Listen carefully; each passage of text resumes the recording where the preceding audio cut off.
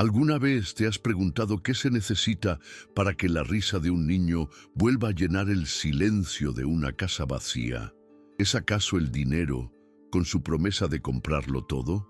¿Son los juguetes más caros o las mansiones que se extienden como palacios modernos? ¿O es algo infinitamente más simple, algo que no tiene precio y que a menudo ignoramos? La historia que estás a punto de escuchar te obligará a cuestionar todo lo que crees saber sobre el éxito, el dolor y la verdadera medida de la paz. Riqueza, prepárate porque vas a descubrir cómo una mujer, armada solo con un trapeador y un corazón que entendía de pérdidas, logró lo que una fortuna incalculable no pudo: devolverle el alma a dos niños que habían olvidado cómo vivir y en el proceso salvar a un hombre que lo tenía todo, excepto lo único que importaba. Alejandro Vargas era la definición del éxito en la Ciudad de México. A sus 47 años, había construido un imperio inmobiliario desde cero, un conglomerado de torres de cristal que redibujaban el horizonte de Santa Fe y Polanco. Su fortuna era una cifra con tantos ceros que ya había perdido la cuenta. Una muralla dorada que lo protegía de casi cualquier problema terrenal. Vivía en una fortaleza de arquitectura minimalista en las lomas de Chapultepec, una casa inteligente de paredes blancas y ventanales gigantes que miraban a un jardín perfectamente diseñado. Tenía una colección de coches deportivos que dormían bajo fundas de seda, un cine privado con butacas de piel y un chef personal que podía replicar cualquier platillo de los restaurantes más exclusivos del mundo. Alejandro tenía el poder de mover mercados con una sola llamada, pero se había vuelto completamente impotente dentro de las paredes de su propio hogar. Hacía exactamente 9 meses, el mundo de Alejandro se había hecho añicos en una curva de la carretera a Valle de Bravo. Sofía, su esposa, el ancla de su vida y el sol de su universo, había muerto en un instante, en un accidente automovilístico tan brutal como repentino. El choque no solo le arrebató a la mujer que amaba desde la universidad, sino que también se llevó la luz y el sonido de su casa. De repente, la mansión se convirtió en un mausoleo silencioso y frío, un eco constante de todo lo que había perdido. Se encontró viudo, un titán de los negocios reducido a un hombre que no sabía cómo consolar a sus propios hijos, Mateo, de 8 años, y la pequeña Isabela, que apenas había cumplido 5. El dolor de su propia pérdida era un abismo, pero ver el reflejo de ese abismo en los ojos de sus hijos era una tortura para la que no estaba preparado. Mateo, que antes era un torbellino de energía, un niño que llenaba cada rincón con preguntas y risas, se había transformado en una sombra. Pasaba los días encerrado en su habitación, un santuario de legos y videojuegos que ya no le interesaban, perdido en la pantalla de una tablet que se había convertido en su única compañía. Sus conversaciones se redujeron a monosílabos. Sus ojos, antes brillantes y curiosos, ahora estaban permanentemente nublados por una tristeza que parecía demasiado pesada para un niño de su edad. Había dejado de jugar al fútbol en el jardín, había dejado de dibujar y, lo más alarmante, había dejado de preguntar por qué. Era como si la curiosidad, el motor de la infancia, se hubiera apagado dentro de él, dejando solo un silencio resignado que aterraba a Alejandro más que cualquier crisis en sus empresas. Isabela, la pequeña, princesa de la casa, la que solía bailar por los pasillos con vestidos de tul y cantar a pleno pulmón, se había vuelto frágil como el cristal. El llanto era su nuevo lenguaje, crisis de lágrimas que surgían sin previo aviso por las razones más triviales. Un zapato que no encontraba, un color que no era el correcto, una nube que tapaba el sol. Pero el verdadero campo de batalla era la mesa del comedor. Cada comida era una guerra silenciosa. Rechazaba los platillos elaborados por el chef, empujaba los cubiertos y a menudo terminaba la cena sin haber probado un solo bocado. Se había vuelto pálida y delgada, y en sus ojos grandes y oscuros se instaló una melancolía perpetua. Aferraba un viejo oso de peluche con una oreja descosida, un regalo de Sofía, como si fuera el último vestigio de un mundo que ya no existía, un mundo donde su mamá la arropaba por las noches y le leía cuentos. Alejandro, un hombre acostumbrado a resolver problemas con chequeras y estrategias de negocio, atacó la tristeza de sus hijos como si fuera una adquisición hostil. Contrató a los psicólogos infantiles más renombrados de la ciudad, pagando honorarios exorbitantes por sesiones en las que Mateo se negaba a hablar e Isabela no paraba de llorar. Inundó sus habitaciones con los juguetes más exclusivos de las tiendas de lujo de Masaryk, consolas de videojuegos de última generación, drones y una casa de muñecas de tamaño real importada de Alemania.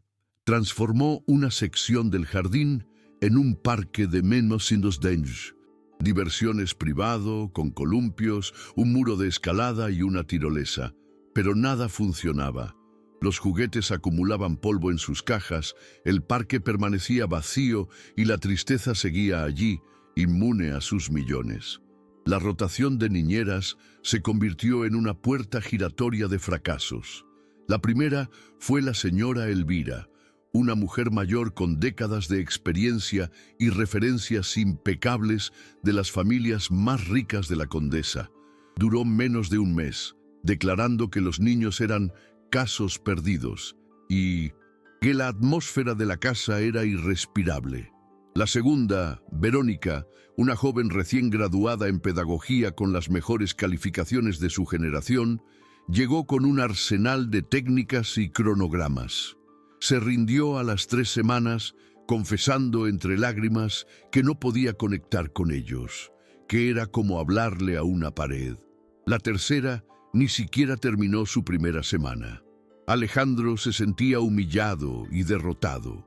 Él, que podía negociar con inversores internacionales y cerrar tratos multimillonarios, no podía lograr que sus propios hijos comieran un plato de sopa.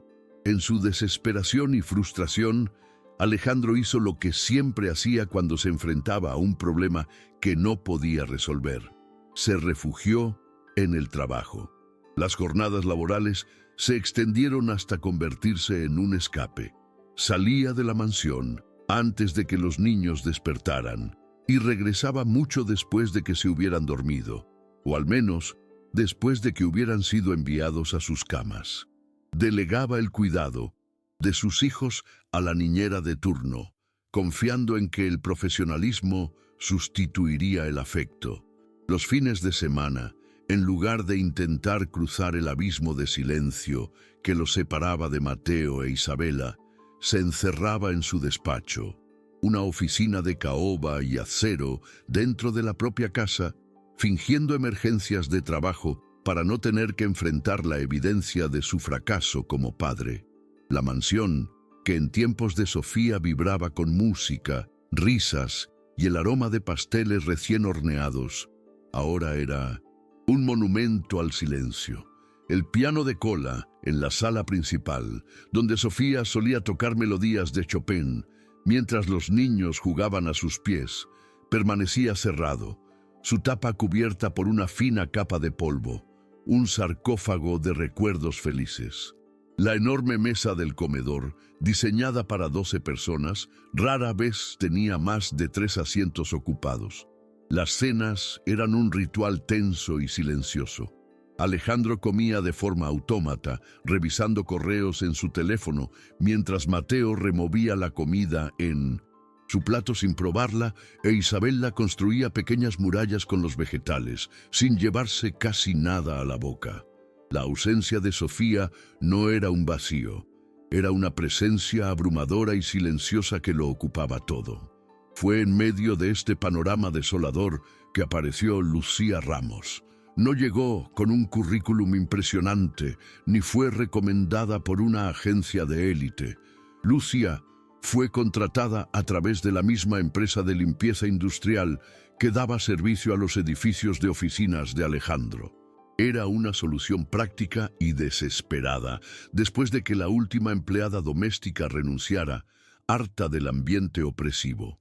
Alejandro había decidido que, si no podía arreglar el corazón de su casa, al menos podía mantenerla impecable. La contratación de Lucía fue un trámite administrativo, una firma en un contrato, nada más. No hubo una entrevista personal, solo una instrucción a su asistente para que se encargara de todo. La primera vez que Alejandro vio a Lucía, su juicio fue instantáneo, superficial y teñido de la arrogancia de su clase social.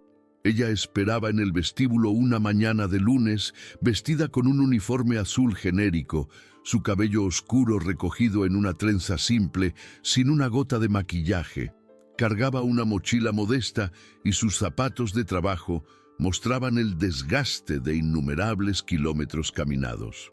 Él la saludó con un gesto rápido de la cabeza mientras se ajustaba la corbata de seda, dándole instrucciones básicas y concisas sobre lo que esperaba. Limpieza, profunda organización y, sobre todo, discreción. Para él, ella era simplemente parte del servicio, una figura invisible cuya única función era mantener el orden en su caótico universo. No podía estar más equivocado. Lo que Alejandro no podía ver, y ni en 1.000.000 de años habría imaginado, era la historia que Lucía cargaba en silencio detrás de su mirada tranquila. Lucía Ramos, de 42 años, residente de Nezahualcóyotl, no era solo una mujer de la limpieza, era una licenciada en psicología infantil por la UNAM, con una especialización en terapia de duelo. Había trabajado durante más de una década en un hospital público, ayudando a niños a procesar las pérdidas más inimaginables. Era una experta en el lenguaje del dolor infantil, una traductora de silencios y lágrimas. La vida, sin embargo, le había jugado una mala pasada.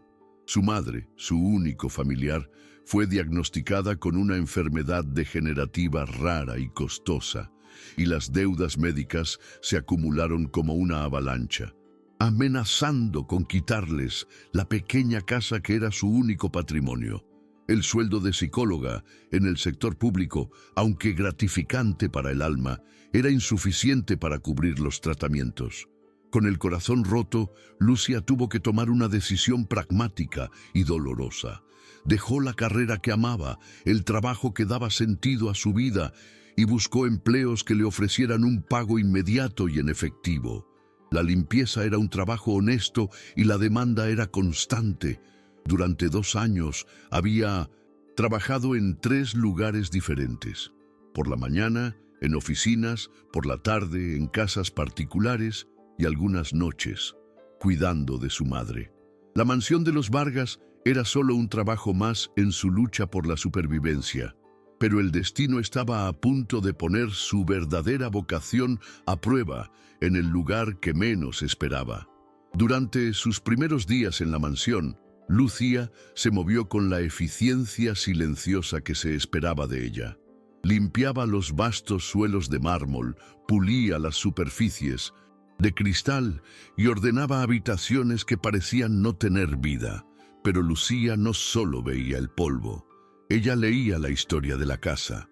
Observaba a los niños desde la distancia mientras desayunaban bajo la supervisión de la niñera de turno, una joven llamada Verónica que pasaba más tiempo mirando su celular que intentando conectar con ellos. Veía cómo Mateo apenas tocaba su cereal y cómo Isabela dejaba su vaso de leche intacto. Escuchaba el silencio pesado que lo impregnaba todo, un silencio que a ella le resultaba ensordecedor. En la habitación de Mateo, Lucía encontraba juguetes carísimos, robots y sets de construcción de miles de pesos, la mayoría aún en sus empaques originales, arrinconados como si fueran basura. No eran tesoros de un niño, sino monumentos a la incomprensión de un padre. Vio una patineta eléctrica de última generación, acumulando polvo junto a una colección de cómics que parecía no haber sido abierta jamás. Todo gritaba un intento desesperado de comprar la felicidad, un esfuerzo inútil por llenar un vacío que no era material. Entendió que Mateo no había perdido el interés en jugar. Había perdido la energía para encontrarle sentido a los juegos sin la compañera que siempre había sido su madre. El cuarto de Isabela era aún más desolador. Una colección de muñecas de porcelana con vestidos de seda y ojos de cristal la miraban desde sus cajas transparentes como prisioneras en una vitrina. Una espectacular casa de muñecas hecha a mano por un artesano de San Miguel de Allende ocupaba una esquina, pero sus muebles estaban perfectamente ordenados, sin una sola señal de haber sido usados. Lo único que Isabela parecía tocar era ese viejo oso de peluche gastado, el que llevaba a todas partes. Lucía notó que el oso tenía un pequeño lazo de color lavanda en el cuello y recordó haber visto una foto en la sala de Sofía usando un vestido de ese mismo color. Los detalles, siempre los detalles, eran los que contaban la verdadera historia. Lo que más impactó a Lucia fueron las fotografías. La casa estaba llena de imágenes de una familia que ya no existía. En la pared de la escalera principal, un gran retrato de Sofía, sonriendo, con una luz en los ojos que parecía iluminar toda la estancia. En la sala, una foto de las últimas vacaciones en la Riviera Maya. Alejandro y Sofía abrazados, con Mateo e Isabela construyendo un castillo de arena a sus pies, todos riendo a carcajadas. La diferencia entre los niños de las fotos y los que ella veía deambular por la casa era abismal. Aquellos eran niños llenos de vida, de sol y de alegría. Los de ahora eran fantasmas pálidos, atrapados en un invierno perpetuo. Lucía sentía un nudo en el estómago cada vez que pasaba junto a esas imágenes. En la cocina, un espacio impecable y moderno que parecía más un laboratorio que el corazón de un hogar. Lucía encontró más pistas. Descubrió un cuaderno de recetas con la caligrafía elegante de Sofía. Estaba lleno de recetas caseras, galletas de chispas de chocolate, pastel de zanahoria, elotes preparados como los vendían en Coyoacán. En la última página, pegada con cinta adhesiva, había una pequeña foto de Sofía y los dos niños, con las manos y las caras manchadas de harina, riendo mientras hacían galletas. Era una imagen de felicidad pura y simple. Lucía también notó que el refrigerador estaba siempre abastecido con comida gourmet de los restaurantes más caros, platillos que el chofer traía diariamente. Pero los niños apenas los probaban, anhelaban algo que no se podía encargar a domicilio: el sabor del amor de su madre. La segunda semana de trabajo, Lucía presenció una escena que le rompió el corazón y la impulsó a actuar. Era un jueves por la tarde y estaba limpiando los cristales del comedor cuando escuchó un sollozo proveniente de la cocina. Encontró a Isabela sentada en el suelo, abrazada a su oso de peluche. Lloraba en silencio, con lágrimas que rodaban por sus mejillas sin hacer ruido. Verónica, la niñera, estaba a su lado, ofreciéndole una tablet con una voz impaciente. «Ya, Isabela, mira, vamos a ver tu caricatura favorita», decía, sin el menor rastro de empatía. La niña solo negaba con la cabeza y susurraba una y otra vez una sola palabra: «Galletas, galletas de mamá».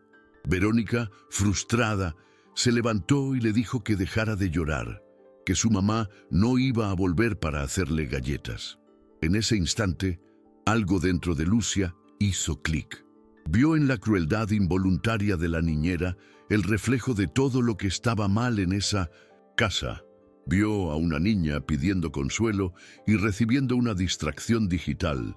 Vio a un adulto tratando el dolor como una molestia que debía ser silenciada. Ignorando por completo la posible reprimenda, dejó sus utensilios de limpieza y se acercó a la pequeña. Se arrodilló a su lado, a su altura, y le habló con una voz suave, tan suave que era casi un susurro. «Princesa, yo no conocí a tu mamá, pero apuesto a que sus galletas eran las mejores del mundo. ¿Me cuentas cómo las hacía? Llevaban muchas chispas de chocolate. Por primera vez, alguien no intentaba callar su dolor, sino que le daba permiso para recordarla. Isabela levantó la vista, sus grandes ojos llenos de lágrimas y sorpresa. Por primera vez en meses, habló de su madre con alguien que no fuera su hermano. Le contó que su mamá le dejaba poner las chispas de chocolate, muchísimas, hasta que el tazón se veía café, y que siempre le dejaba probar la masa cruda con el dedo. Le contó que cantaban canciones mientras mezclaban los ingredientes y que el olor de las galletas llenaba toda la casa. Mientras hablaba, un diminuto atisbo de luz regresó a su rostro. Verónica, molesta por la interrupción de la sirvienta, se acercó y dijo con tono autoritario: «Lucía, por favor, yo me encargo. Isabela, ya basta, vamos a tu cuarto». Pero la niña por primera vez se negó. Se aferró a la mano de Lucía y siguió hablando, ignorando por completo a la niñera. Justo en ese momento, Mateo entró en la cocina, regresando del colegio. Solía ir directamente a su cuarto sin hablar con nadie, pero la escena lo detuvo. Vio a su hermana, que normalmente estaba llorando o en silencio, hablando animadamente con la señora de la limpieza. Se acercó con cautela, sin hacer ruido, y escuchó a Lucía preguntarle a Isabela: «¿Y tu hermano Mateo también ayudaba? Seguro que él era el encargado de probar la primera galleta que salía del horno, ¿verdad?». Fue la primera vez que alguien lo incluía en una conversación sobre su madre de una manera tan natural, sin la pesadez de la lástima o el tono terapéutico que tanto odiaba de los psicólogos. Mateo, que había construido un muro alrededor de cualquier mención de su madre porque siempre venía seguida de miradas compasivas y frases vacías, se sintió extrañamente a gusto. «Yo ponía la harina», dijo en voz baja, sorprendiéndose a sí mismo. «Y mamá decía que yo tenía el superpoder de hacer que no salieran volando grumos». Por primera vez en 9 meses, una sonrisa fugaz, casi imperceptible, cruzó los labios de Mateo. Fue como ver una flor brotar en un desierto.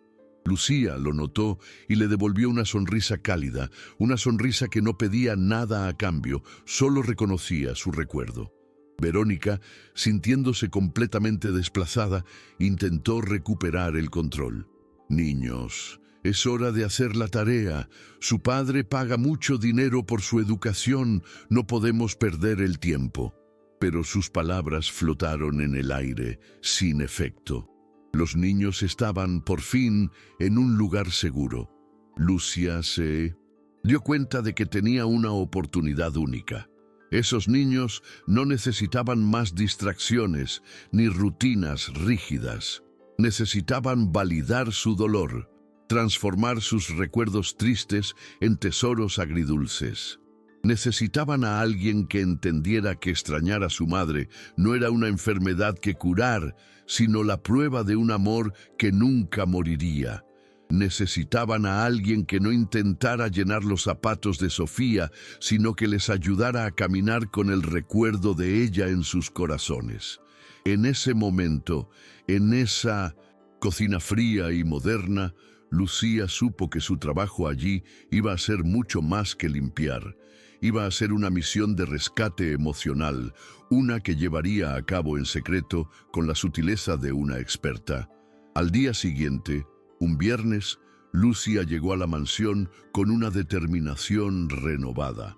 Además de sus productos de limpieza, en su mochila llevaba una pequeña bolsa con ingredientes básicos: harina, azúcar moreno, huevos, mantequilla y una tableta de chocolate oaxaqueño. Había decidido arriesgarse, cruzar la línea invisible que separaba a la empleada de la familia. Iba a hacer algo que ninguna de las niñeras con títulos y sueldos de ejecutivas había considerado. Iba a traer de vuelta a la casa el olor de las galletas de Sofía, no para reemplazarla, sino para honrarla. Era una apuesta peligrosa. Si Alejandro se enteraba, podría costarle el trabajo que tanto necesitaba. Pero ver la pequeña chispa de vida en los ojos de los niños el día anterior le dio el coraje que necesitaba. Cuando los niños regresaron de la escuela, el aroma a mantequilla y chocolate ya comenzaba a flotar por el pasillo. Lucía había preparado todo en la cocina, esperando el momento adecuado. Isabela, que ahora parecía buscarla con la mirada en cuanto llegaba, corrió hacia ella. «¿Qué huele, Lucía? Huele como antes». Mateo la siguió, con una curiosidad que no había mostrado en meses. Se asomó a la cocina y vio los ingredientes dispuestos sobre la encimera. Verónica, la niñera, apareció de inmediato. «Lucía, ¿qué estás haciendo? Sabes perfectamente que los niños no pueden comer dulces antes de la cena, y tú no tienes permiso para usar la cocina para fines personales». Su tono era agudo y acusador.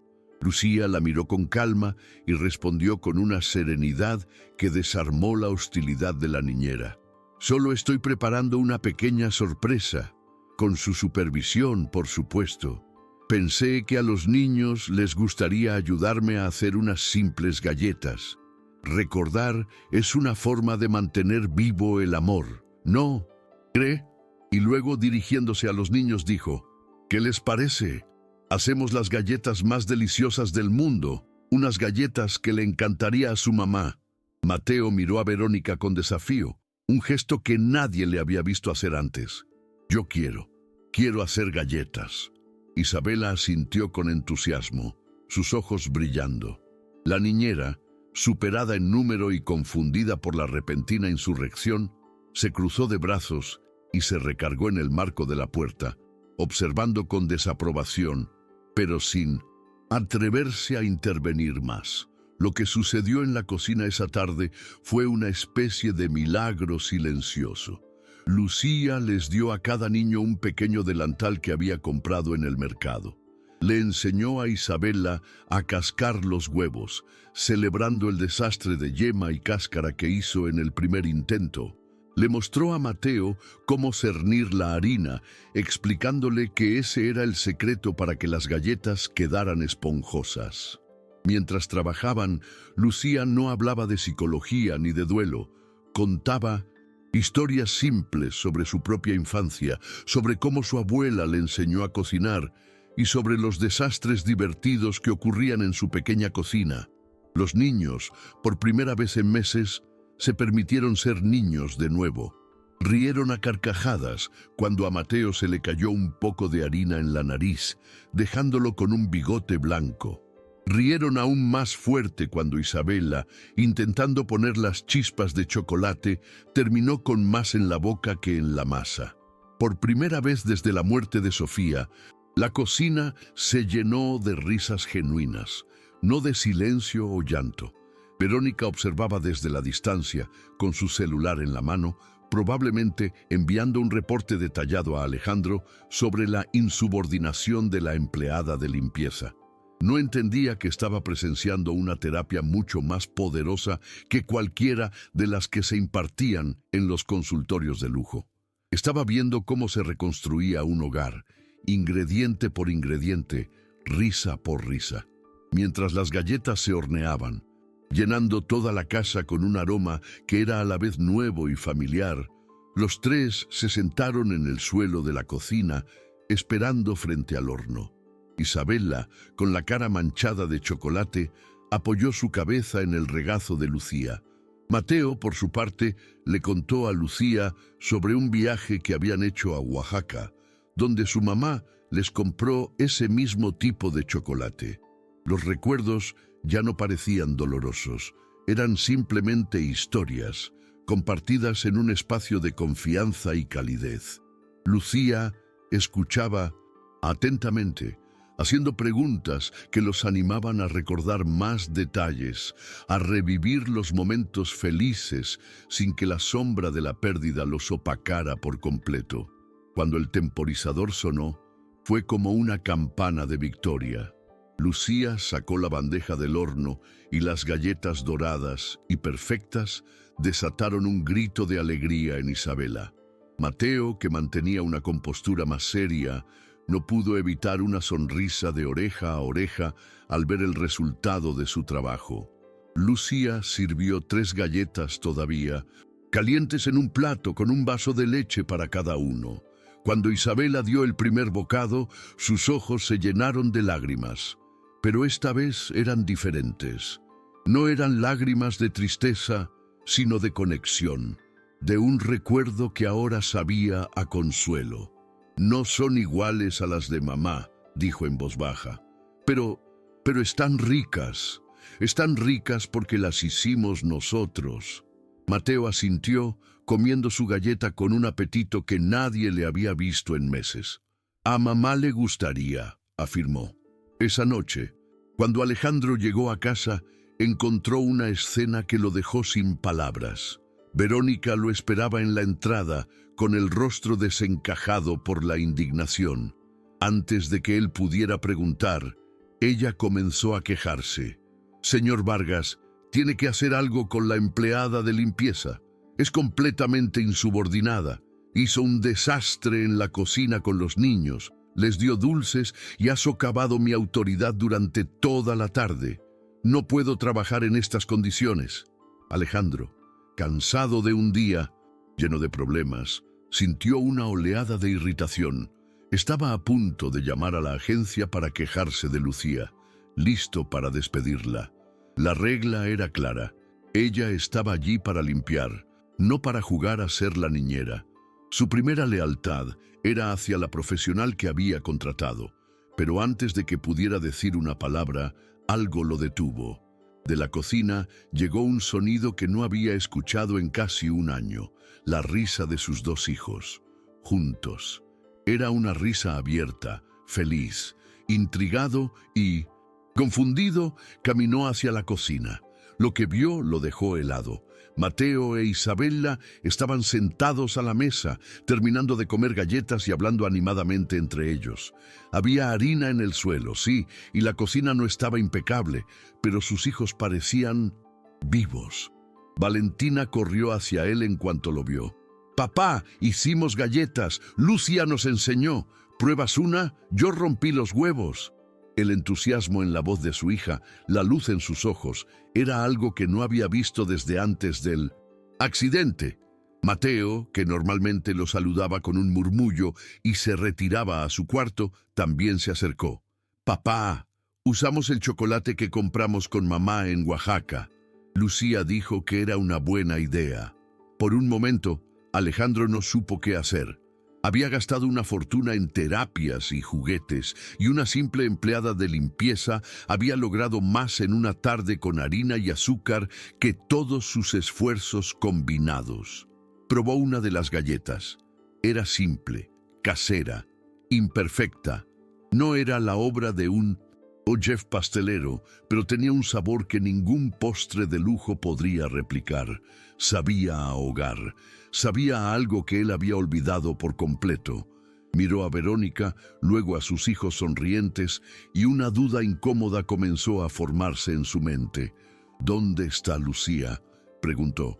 «Ya se fue», respondió Isabela con la boca llena de galleta. «Pero dijo que mañana nos puede enseñar a hacer agua de horchata, como la que hacía mamá». Alejandro se dio cuenta de que en las semanas que Lucía llevaba trabajando en su casa, no sabía absolutamente nada de ella, más allá de su nombre. Nunca le había preguntado por su vida, por su familia, por su historia. Para él, ella había sido un uniforme azul, un par de manos que limpiaban. Ahora, viendo la felicidad genuina en los rostros de sus hijos, comenzó a sospechar que había subestimado a esa mujer de una manera monumental. Quizás ella poseía un conocimiento que no venía en los diplomas de pedagogía. Verónica, al ver que Alejandro no reaccionaba con la furia que ella esperaba, insistió.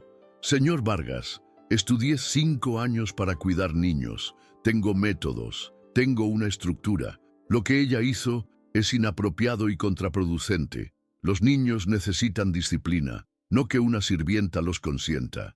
Alejandro la miró fijamente. Vio a una joven teórica, a una profesional que veía a sus hijos como un caso de estudio. Luego miró a Mateo e Isabela, que ahora discutían alegremente sobre quién había puesto más chispas de chocolate. Por primera vez, en meses, no parecían pacientes que necesitaban ser tratados, sino simplemente niños.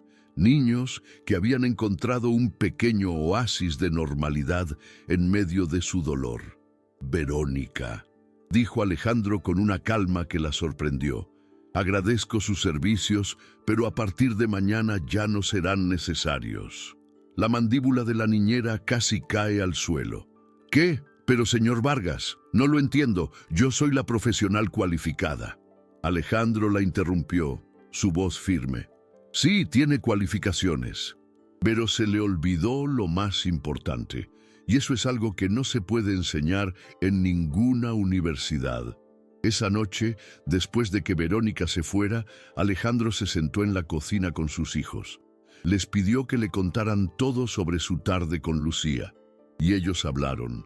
Hablaron durante más de una hora, más de lo que habían hablado con él en los últimos 9 meses.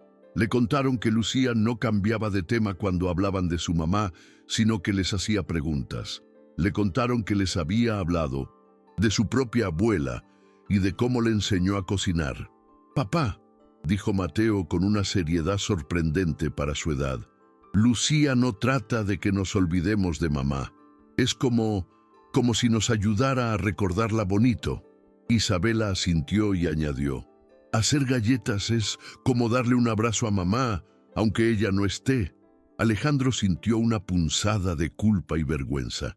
Él había instruido a todas las niñeras a distraer a los niños, a evitar el tema de Sofía, creyendo que así superarían el dolor más rápido. Qué equivocado había estado. Estaba intentando amputar sus recuerdos cuando lo que necesitaban era aprender a vivir con ellos. Esa noche, por primera vez desde el accidente, Mateo e Isabela se durmieron sin llorar. Hablaban emocionados sobre qué receta podrían hacer al día siguiente con Lucía. Alejandro los arropó en sus camas y por primera vez en mucho tiempo sintió una pequeña llama de esperanza.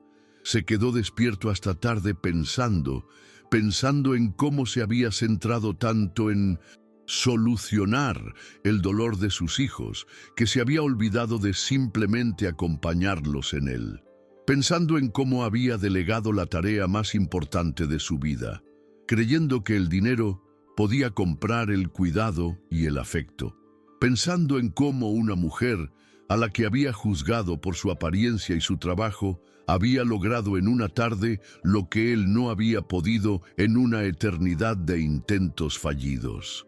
A la mañana siguiente, un sábado, Alejandro hizo algo que no había hecho en años. Canceló todas sus reuniones y apagó su teléfono de trabajo. Cuando Lucía llegó, puntual como siempre, él la estaba esperando en la cocina.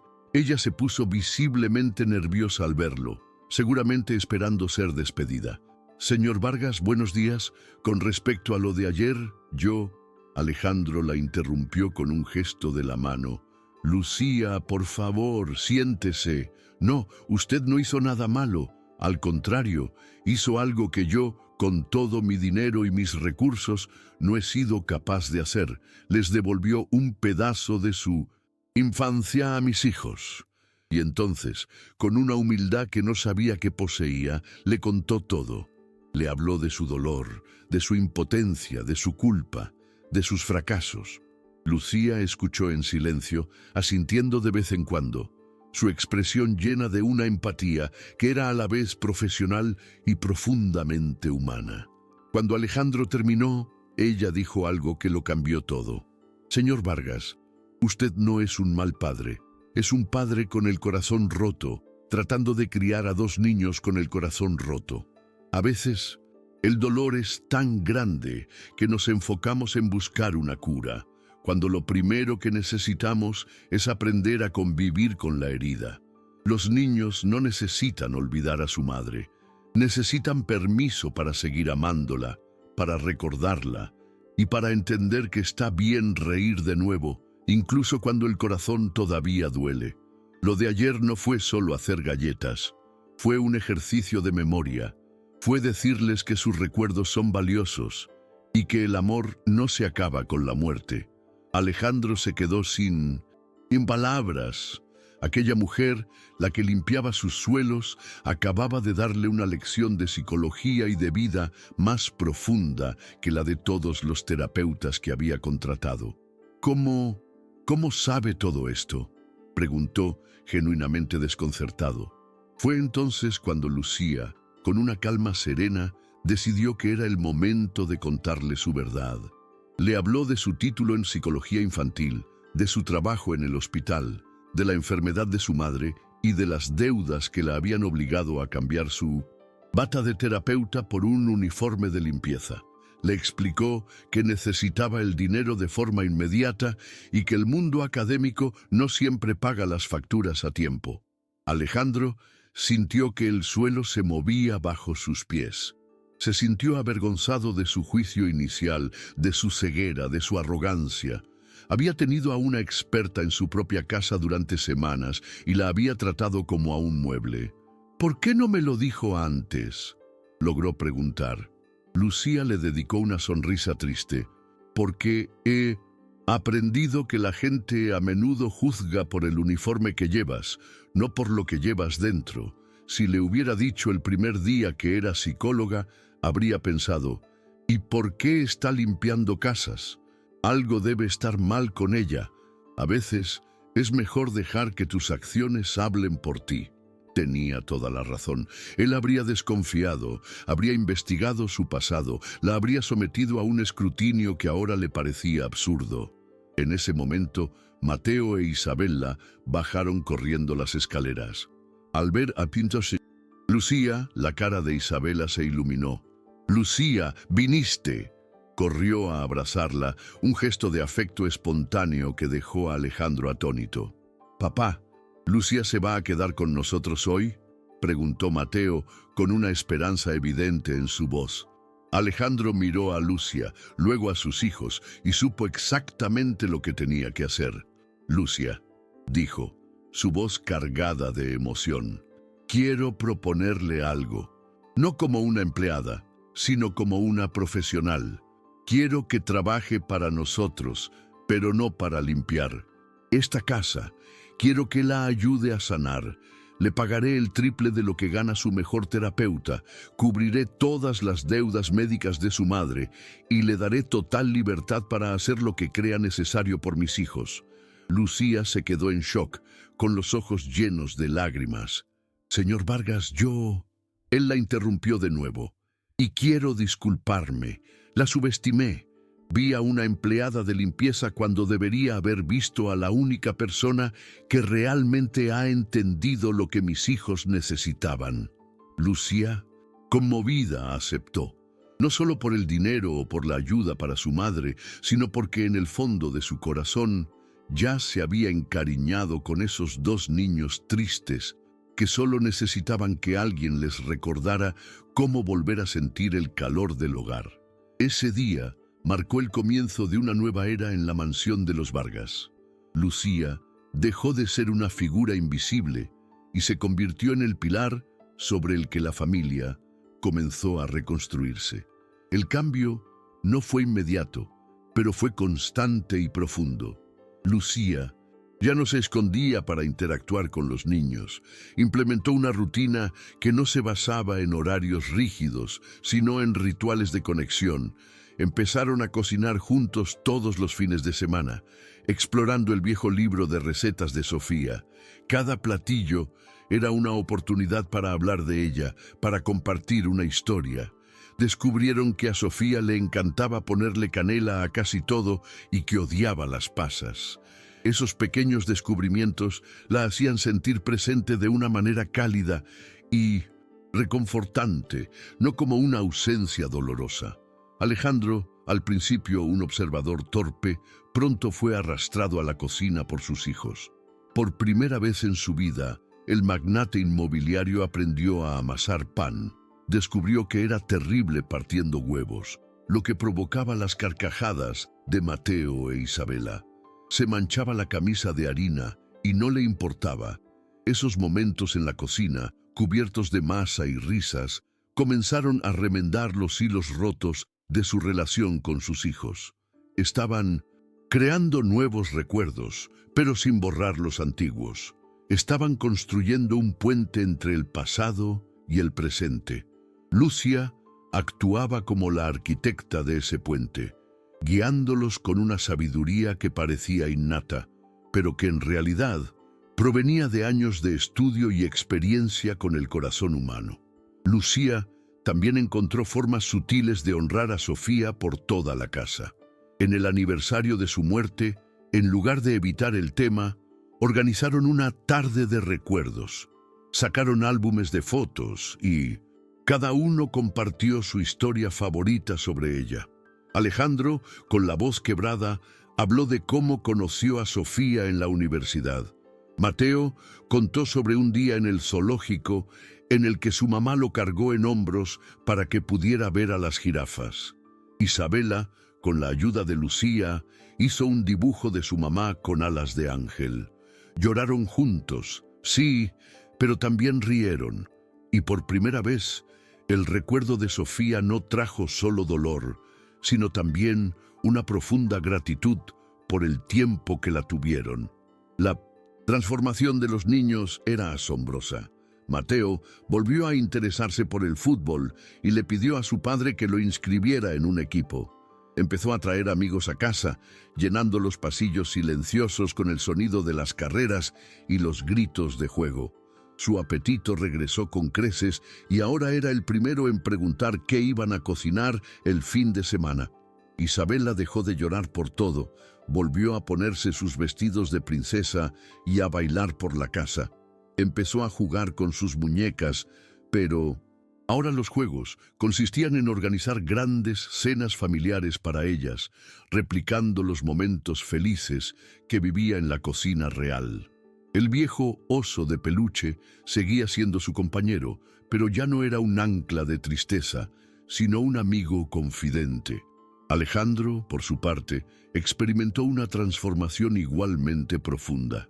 Se dio cuenta de que durante años había estado tan consumido por construir su imperio que se había convertido en un espectador de la vida de su propia familia. El trabajo había sido su refugio, pero también su prisión. Empezó a delegar más responsabilidades en su empresa, a salir más temprano de la oficina. Pasó a recoger personalmente a sus hijos del colegio, descubriendo el tesoro que se escondía en esas conversaciones de 20 minutos en el coche, escuchando sobre sus amigos, sus maestros y sus pequeños dramas cotidianos. Estaba aprendiendo a ser padre de nuevo, o quizás por primera vez de verdad. Lucía no solo sanó a la familia Vargas, sino que también encontró su propia sanación. Alejandro, fiel a su palabra, se encargó de que la madre de Lucía recibiera el mejor tratamiento médico disponible sin escatimar en gastos. Contrató a una enfermera de tiempo completo para que la cuidara, liberando a Lucía de esa preocupación constante. Un día, Alejandro la llevó a una de las fundaciones que patrocinaba su empresa, una que trabajaba con niños en situación de vulnerabilidad. «Esto es para ti», le dijo. «Quiero que dirijas esta fundación. Quiero que implementes tus ideas, que ayudes a cientos de niños como ayudaste a los míos. Este es tu verdadero lugar, Lucía». Era una oferta que iba más allá de la gratitud. Era un acto de reconocimiento a su verdadero valor. La relación entre Alejandro y Lucía se estableció en un terreno de profundo respeto y afecto platónico. No era una historia de amor romántico, sino algo quizás más raro y valioso, la historia de dos almas de mundos completamente diferentes que se encontraron para formar un equipo, una alianza inquebrantable por el bienestar de dos niños. Lucía se convirtió en una figura indispensable en la casa, una mezcla de tía sabia, mentora y la mejor amiga de la familia. Su presencia era una fuente de calma y sensatez en un hogar que antes había estado a la deriva en un mar de dolor y confusión. Se habían convertido en una familia, no por lazos de sangre, sino por elección, por gratitud y por un amor construido sobre las cenizas de una tragedia. Un domingo por la tarde, casi un año después de la llegada de Lucía, Alejandro tuvo que salir a resolver una emergencia en una de sus construcciones. Prometió volver para la cena. Sin embargo, el problema se solucionó antes de lo previsto y decidió pasar por una pastelería artesanal para llevarle una sorpresa a los niños. Eran cerca de las 5 de la tarde cuando entró en la casa. Estaba silenciosa, pero no era el silencio opresivo de antes. Era un silencio tranquilo, pacífico. Caminó hacia la sala de estar, esperando encontrarlos viendo una película, pero no estaban allí.